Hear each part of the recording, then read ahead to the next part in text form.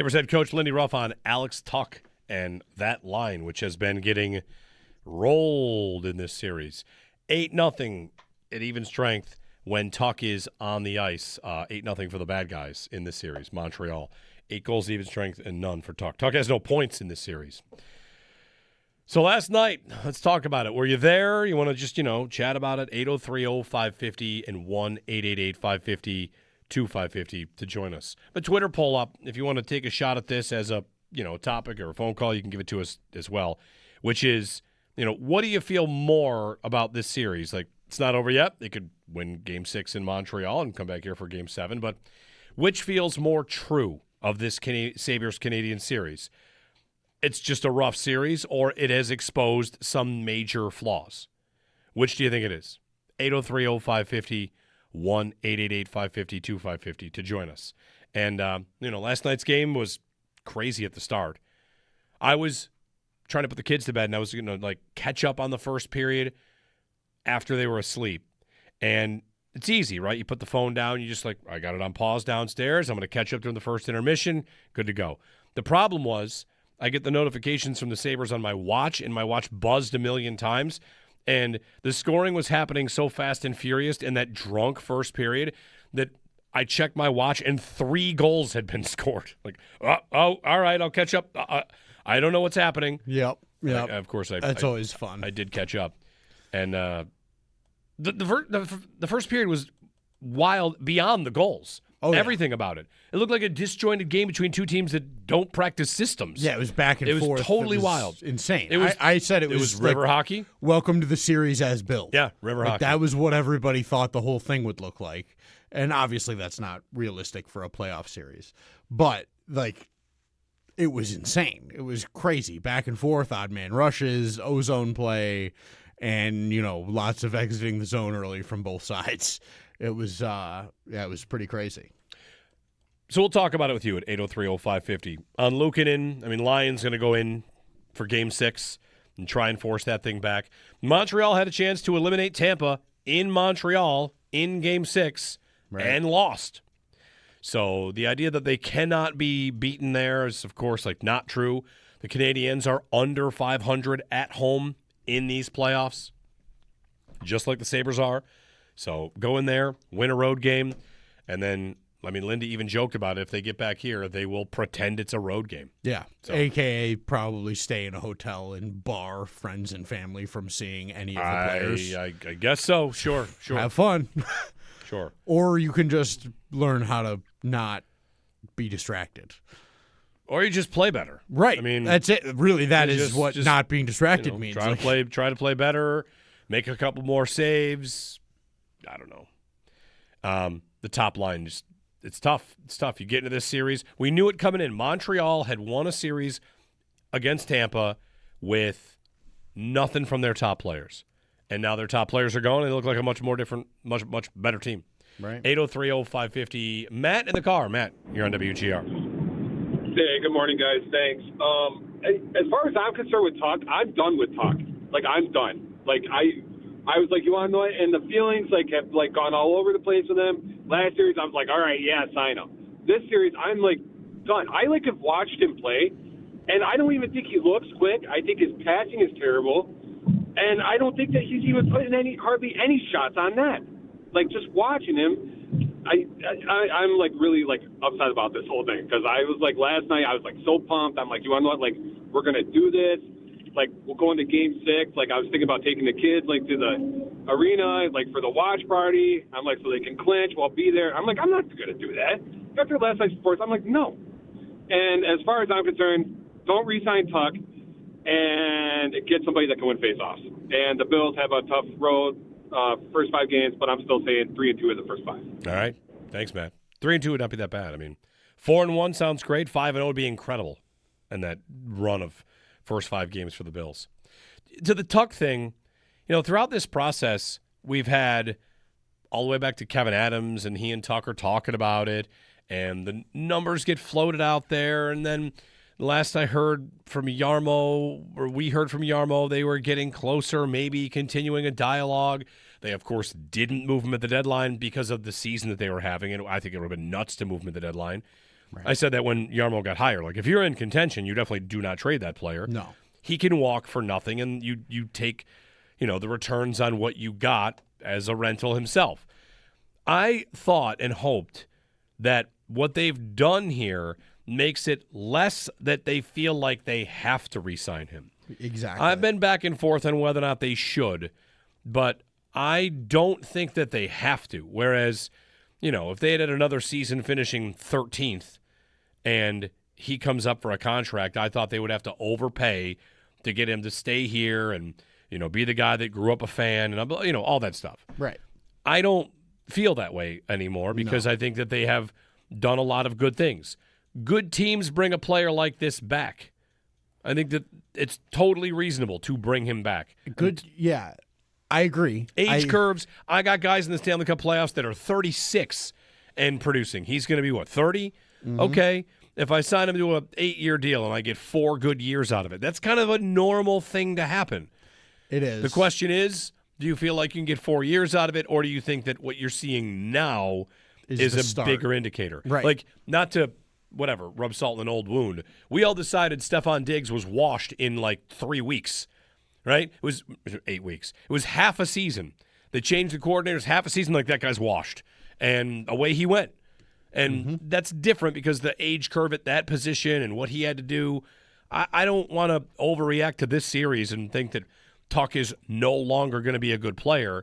And I would even go so far as to defend if the Sabres had 4 guys who were only worth anything in the regular season, I would say to you, there is still value in the regular season. It is what gets you here. Right. You'd like, of course, him to be producing in this series. He's not producing, not playing well. I don't know what to make of it. If they do extend him, which the latest from Darren Dreger, I believe, was that everyone in the league thinks it's going to get done. That was before this all started for him, though, I think. But is Yarmo, if they're close and ready to locked in, yeah, sure. End of the season, locker clean out. We'll get back together. We'll announce and we'll be happy. We'll get the lines, the I's dotted and the T's crossed. Is Yarmo going to look at a 6-game if they lose on Saturday or 7-game series against Montreal and say, you know what, actually, I'm dropping that $3 million per year? Is that something that? It could happen. It could. It could happen. Unlikely, but I think that's probably why you don't have the deal done yet, is so that he you wants can to continue to analyze and go all right, what is this guy going to do for us? Who is this guy going to be for us?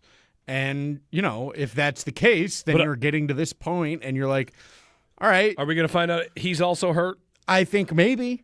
I mean, is hockey just if you didn't produce in the playoffs, you're hurt? You got to be careful with that, right? Right. Zadorov claimed to have a torn MCL off the bone, which is just not seem possible. Super possible, but it's possible, I guess. I mean, you put a brace on the knee, sure. And you just you play bad. Actually, guess what? I'm actually not alive right now. I'm skating a zombie body. Yeah, I'm actually my brain's being controlled by a robot. It gets tough. It gets tough because if you want to go all the way in on a player, it's actually he can't skate. Oh well, that's good. All right, what am I supposed to do with that? Right. I need a guy that stays healthy and gets the job done. And yeah. I don't know. I don't know what to do about Tuch. I don't think it becomes you can't sign him. I don't know if the term change. Maybe they've got 2 different deals on the table, and Tuch likes this one and Yarmo likes this one, and they both go to the offseason really dug in. And does Tuch feel like his value has dropped because of this series? No. You're the Seattle Kraken. You're willing to give him $64 million last week. Are you still? That's the thing is I think the value drops here. I don't think it drops anywhere Which else. means it doesn't drop anywhere. Right. Which means, Exactly. if you want to try and sign that guy to a contract and not hit the market or to be competitive, if his value didn't drop in the market, then it doesn't drop here in terms of what he thinks he should get. Now, what you're willing to pay, maybe that's where you're saying that it would. Right. I don't think it's an easy conversation. No, but I feel the same way I have felt about it since we've been talking about trading him, which is like, okay, good player, older, really effective. I get all the locker room stuff. That all matters. If there's an opportunity to get younger and, sustain essentially the same player or upgrade in some way, then you do it. And you find your way to do that. And I think that I feel the exact same way about it now. If you think that you can use the money you would get from letting him go to land Robert Thomas or somebody like that level of player, then that is your move. Especially now after the playoffs that he's had so far, where it's, Boston was great. He was awesome. And now it's bad. Yep. It is bad now. And you've got to, there are hard decisions to be made. And that's what ruthless organizations do. You say, this is what happens. These older guys get their contracts and they figure it out. They also get let go from good teams. And, or moved out because they feel like they can't win with that guy. Exactly. And honestly, and if I could, sorry, but just jump on this point. Why, when McDermott gets fired, let's make a crossover comparison. What do people point to? Tony Dungy got fired by the Bucks. Mm-hmm. A certain player at a certain position will only get you so far. Something's got to change. This is year one. Something's got to change appetite, to me, would not be all that voracious an appetite. No. And I tweeted out the question again, which feels more true of the Sabres Canadiens series, a rough series or major flaws? And Travis Yost has responded to this. Travis, he's on the show all the time, Hockey at TSN. He wrote, I think it's just a bad series. Tage Thompson's been horrific, outscored 8-1 at even strength. Tuch not much better. Your best players are getting clocked. That's a bad series. Yeah. Yeah. Straight up. And back to the Dungy point, as long as we live in a world in the NHL where the Florida Panthers decided Jonathan Huberdeau, our all-time franchise leading scorer, is not good enough, we're going to send him away from Matthew Tkachuk, and then they won cups. That is going to be brought up endlessly for any team that hits a ceiling. Right. The Leafs hit a ceiling, and it was Marner. We're no on him. He's got to go, and now they're going to do a total teardown. And the Sabres are very much not, I don't think, at exhaustion from hitting a ceiling. This is year one. Yeah, And absolutely. I want to make very clear, for anyone that thinks wow, it sounds really bleak today, this is the midst of a series. Right. Next week, if they get knocked out in 6 or in 7 games, we're going to reflect and say, heck of a season. Let's see where they can take it from here. But today is the day to talk about it like they lost a game at home by 1 million goals again. Right. So, to go down 3-2, and now their back's against the wall. Yes. It's going to sound bleak. Sorry, guys. It's going to sound bleak. It's the reality of the situation. You're gonna turn next week and be like, all right, you know what? I tweeted last night, I'm so glad we have all this. Right. It's awesome. I'm still very thankful. Even this part is awesome. Yeah. This is great. Right. I mean, go listen to our shows after Game 3 and then after Game 4. How different do those shows sound? We were in shambles after they went down 2-1. It was horrible. And then they tie it up, and it's oh, here we're alive. Here we are. And, now we're back to in shambles. This is the ride, everybody. Right. This is what we have signed up for. And so, don't get on us about sounding too bleak here. If they win Game 6 and we come in Monday morning, and not only are we planning for a Game 7, but it's also 86 outside. Are you kidding? Get ready for moods that are going to be through the roof. Yeah. Ryan in Buffalo. Ryan, good morning. It sounds like everyone's having a lot of fun this morning, myself included. Yeah. So I wasn't calling about Tuch, but you guys are talking about it. It's got me thinking. So I truly think it's one of two things. I mean, it has to be. He's either hurt or he's not trying. And I don't think it's that he's not trying. So I have to imagine he's hurt. Game 1, I was at the game with my cousin. Obviously, it was a great environment, and we dominated, right? So just how I act with my cousin, we're kind of joking around, what about Tuch? He looks a little casual out there tonight. And then Game 2 happens, and we're literally screaming the word casual at the TV. And I just have to imagine, now that we're at this point, it's gotten worse. I can't even believe what I'm watching. It just looks like he's rounding off. He's not his skating. It looks like he's actually not trying, but I can't believe that would be true, just knowing who he's been on this team for years. But the reason why I was calling was Jeremy asked, are we, is this who we are, or are we the team that we thought we were? And I think we're still the team that we thought we were. But we're still in a 3-2 series in the second round of the playoffs with our top 2 players being major detractors to our team. We know they're still great players. So if they just play average, we're in business, and probably and then some. So that's really the two players that have to just get it going, and everything flips, in my opinion. But I think they got to be hurt, because I can't even believe what my eyes are seeing, because it's just shocking. Yeah. Thanks, Ryan. Yeah, in terms of like, are they still the team we thought they were? You know what I'm getting at. You used the phrase there. Yeah, the team that they are is not Colorado. The team that they are could lose in a 6 or 7 game series to Montreal. So none of this is all that shocking. It's just disappointing to see the way that it's gone down. And it's also, I feel like the score of the game doesn't really matter how you lose. If you lost 3-2 in overtime, or you lost 6-3 because all of a sudden in the second period it turned on a dime and it was bang bang, you're going to lose this game. Is it really any different? Probably not. But in the way that you feel about the series, I've got 3 games where Montreal just pulled away and then was able to go into cruise control. And for the Sabres, that happened, I guess, in game 1. And the other one they had to really sweat. So, right. I don't know. The penalties, you've got bad penalties. You've got undisciplined play again. It's just tough. Power play has not been a major disappointment in this series. It's been fine for the most part, maybe a little bit of luck.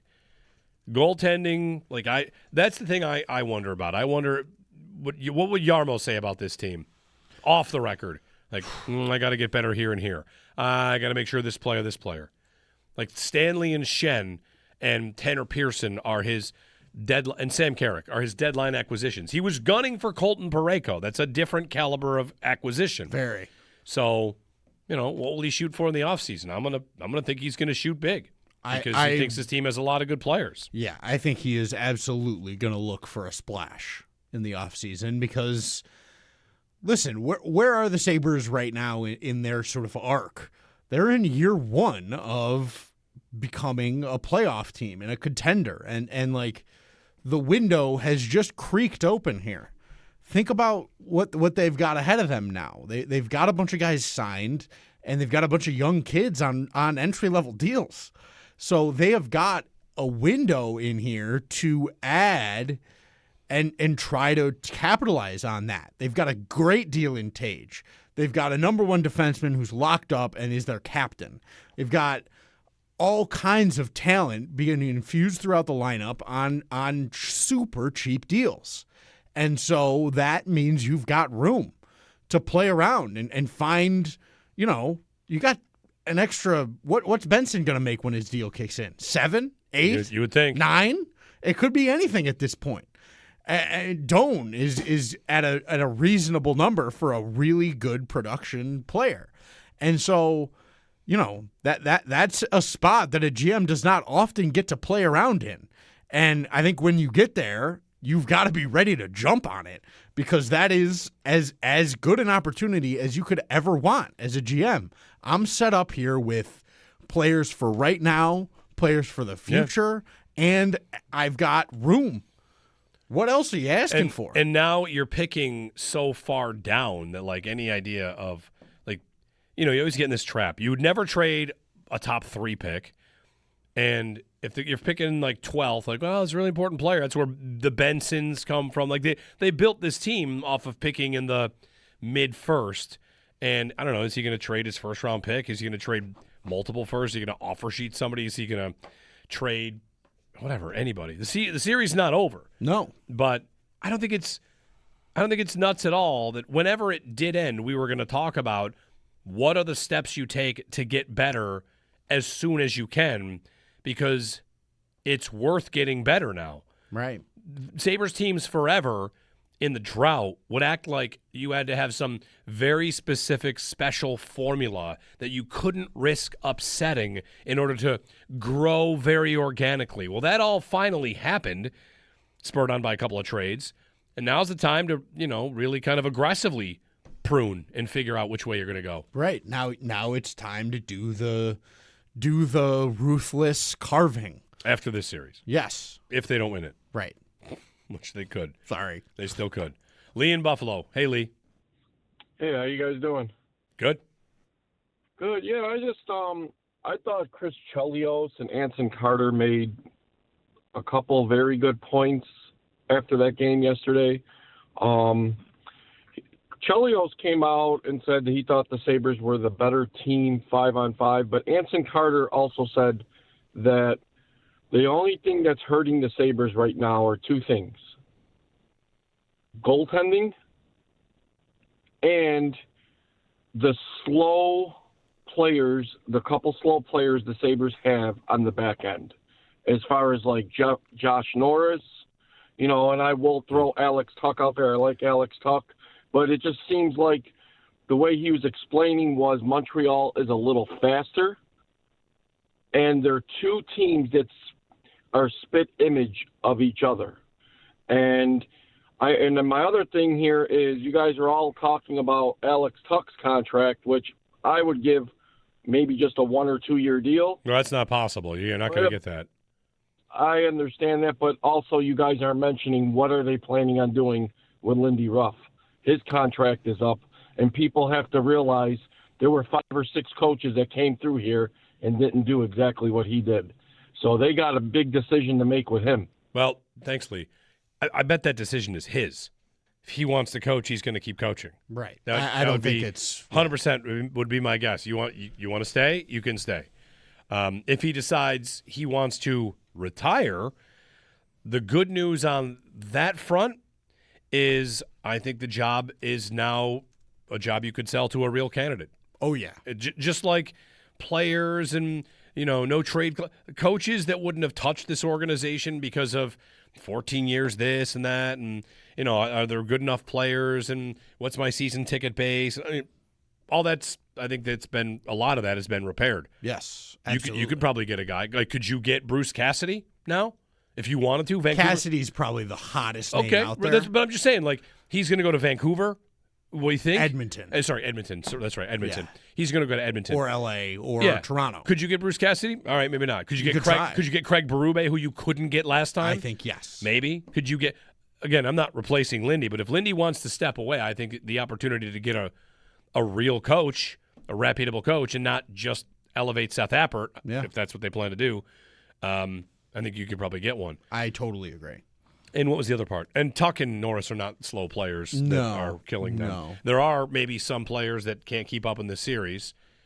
Sure. I think Montreal has more high-end skill that looks like high-end skill. Yeah. And the Sabres' best players right now are guys that are doing it with dogged determination mixed with skill. And Montreal's best players are, well, they're plenty determined, but they've got right now what looks like a higher skilled team. And when the Sabres are at their best, they don't look like there's a gap between these two. No, exactly, because when they're at their best, their top players are playing well, and they're not. And so you're getting great performances from Benson and Doan, like all-time great performances. If you combined what Benson and Doan are doing with an average series from the top line, I think you're really tough to beat. But you're getting 0 from the top line. You're getting negative from the top line. So then the Benson and Doan performances are irrelevant. Someone wrote in, like, Tage in this series is Josh against Denver. It's like, Josh had a second half, too. Right. Like, he was good. He was great, of course, in the second half. So I don't think it's the same. Like, Josh nearly pulled it out of the fire. And if the Sabres are going to advance in 7 games in this series, they really might need Thompson and Tuch to pull it out of the fire. Yeah. 803-0550. We will talk with Paul at 8 o'clock. If you have a thought on the schedule, the Bills' schedule's out. We've never cared less about the schedule announcement. No. But that's okay. That's okay. Good to get those on the board, see where the games are, book some flights. I know some of you already booked your flights. The Vegas trip is looking like a good one if you want to go on that. 803-0550 on WGR.